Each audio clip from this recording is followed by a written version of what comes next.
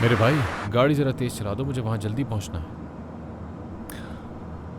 इस पर तो असर ही नहीं हो रहा। आखिर इतना स्लो क्यों चला रहा है गाड़ी?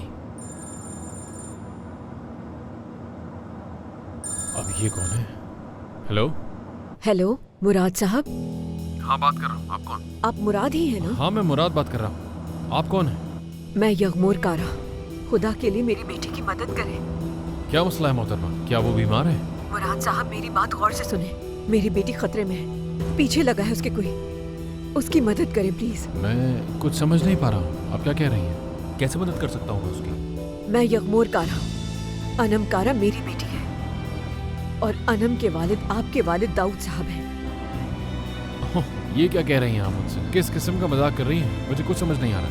यकीन करना होगा आपको मेरी बात का। ज्यादा देर बात नहीं कर सकती मैं आपसे। अगर आप चाहें तो अनम से पूछ लें कि उसकी माँ कौन है। झूठ नहीं कह रही मैं। मेरी बेटी अनम कारा आपके वालिद दाऊद साहब ही की बेटी है।